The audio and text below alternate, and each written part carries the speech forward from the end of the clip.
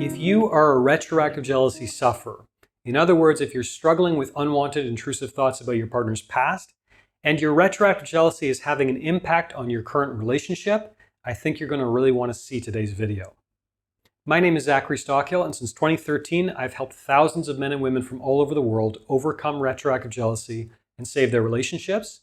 If you'd like more information about my work, or you'd like to work with me one-on-one, please visit my website at retroactivejealousy.com. For the people here for the first time, the term retroactive jealousy refers to unwanted, intrusive thoughts, often obsessive curiosity, and what I like to call mental movies about your partner's past relationships and/or sexual history. And as most of you, I would imagine, probably know, quite often, retroactive jealousy will have an impact on your relationship. Even if you aren't asking your partner 4 million questions about their past, even if you aren't snooping through their social media to learn about their past, even if you aren't making mean comments about their past, even if you're doing none of those things, if your partner has any degree of emotional intelligence or intuition, he or she will almost certainly sense that something is off here.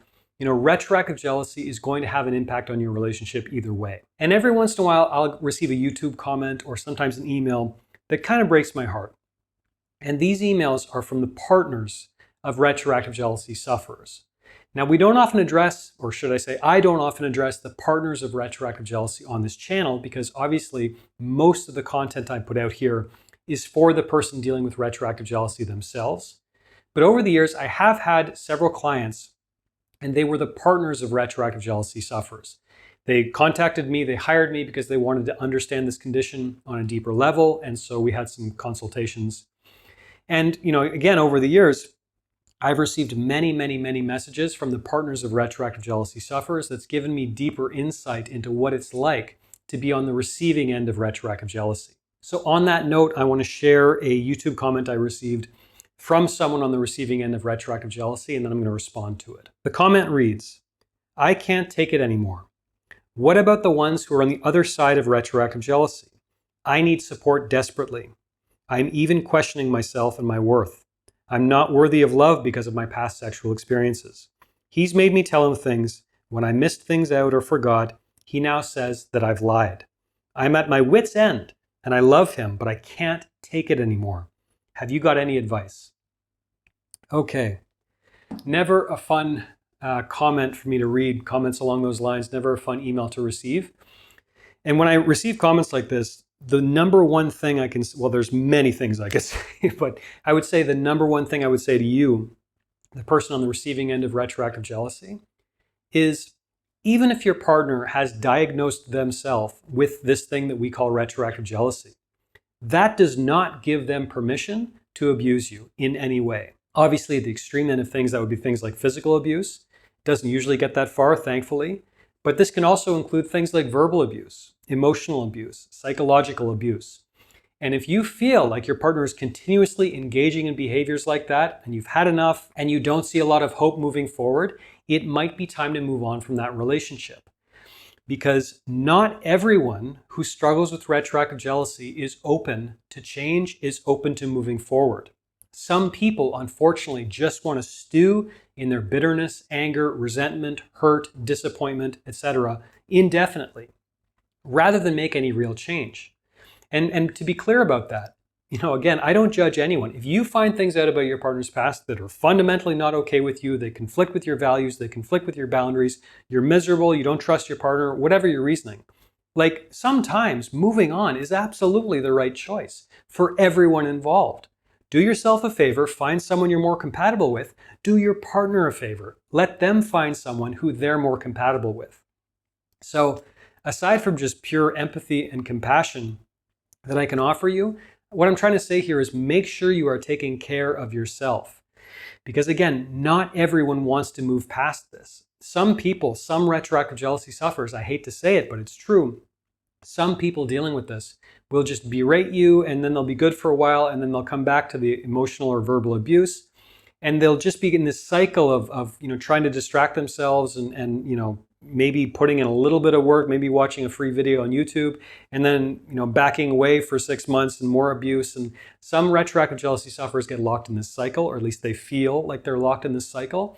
And rather than making a choice, rather than saying, you know what, I'm done living like this. To hell with this cycle, to hell with this behavior. I'm going to get help for this. I'm going to change the situation.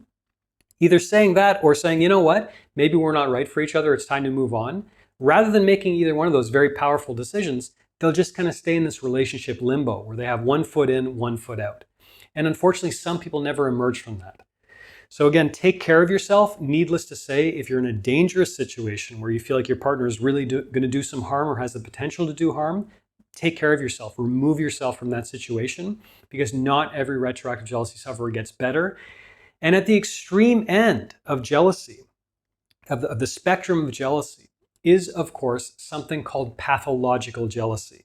So, I mean, he's dead now. I think I can say this. Think about someone like O.J. Simpson, right? Famous football player, accused murderer, right? Accused of murdering his wife in a jealous rage and her, the waiter or friend or whatever, I forget. The point is, at the extreme end of things, jealousy can be extremely dangerous. And of course, I don't know you, I don't know your situation, but above all, take care of yourself. Aside from all that, I don't care what your past looks like, I don't care what you've done, I don't care where you've been, I don't care who you've been with, I don't care what your partner's told you, you are worthy of love. And if this relationship doesn't work out, I promise you, you will find someone who is worthy of your love and who you feel is worthy of receiving your love. So don't lose hope.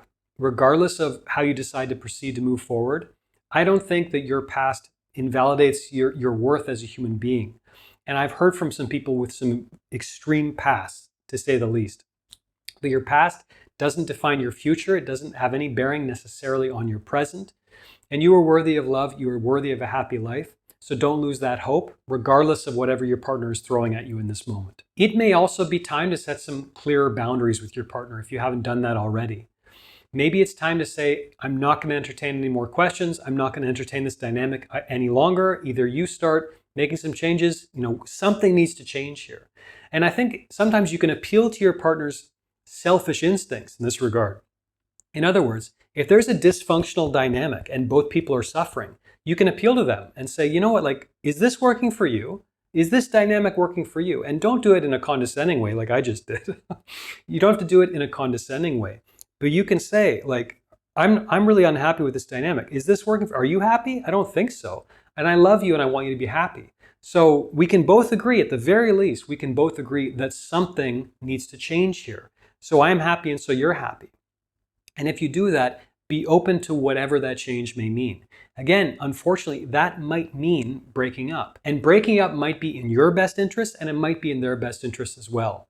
Even if it isn't that extreme, I would say try to encourage your partner to see that this dynamic isn't working for anyone. And some kind of a choice needs to be made because we can't keep stewing in the same energy. We need to find a way to move forward right now. Please also remember, kind of in summation here, that you cannot force anyone to change. I have received so many comments and requests and even emails over the years from the partners of retroactive jealousy sufferers who tell me some variation of, listen, I found your site, I found your YouTube channel, I found your course, it looks great, I'm going to buy it and I'm going to force my partner to go through it. Or I want to hire you for coaching and I want you to try to talk my husband or talk my boyfriend into changing. I want you to talk him into letting you help him. And without exception, I turn all those people down. Because that's not how personal change works. That's not how personal transformation works. I only work with people who are as invested in me as I am in them. If you're ready to change, if you want to start moving forward, if you're tired of feeling stuck, great. Let's get to it. Let's get moving. Let's get some strategies, practices, perspectives that are going to help you start moving forward. But if you're kind of on the fence, if you think, well, maybe all this stuff is nonsense and that Zach guy, I don't know about him and yada, yada, it's there's nothing I can do. But regardless of me taking me out of it, just for you and your partner, you can't force anyone else to change, right? Your partner has to want to change for something to change. And unfortunately, some people never get to that point. They'd rather kind of just stew in uncertainty or inertia indefinitely until things kind of fall apart on their own. So above all, take care of yourself. Maybe establish some clearer boundaries. And remember that you can't force your partner to change. Unfortunately, if your partner wants to change, that's the only time that change will be possible. If you're watching this and you are actually struggling with retroactive jealousy yourself, I have to take a moment to recommend you sign up for my free 4-part video mini course So you sign up, my wonderful video editor will put a card above my head. There's also a link in the description of this video. You sign up, give me your email address, and over the course of about 1 week, I'll send you 4 free videos on how to get started beating retroactive jealousy today, right now. If you give me your email, I will send you that first video immediately. And again, this is totally free. There's no catch and you can unsubscribe anytime. So be sure to sign up for my free 4-part video mini course to get started beating retroactive jealousy. Thanks for listening. Thanks for watching. If you appreciated this video, please take a moment to let me know by clicking the silly like button below. You can also leave a comment and tell me what you think, and be sure you are subscribed to my channel to be notified of new videos moving forward. Thanks again for watching. I'll talk to you again soon.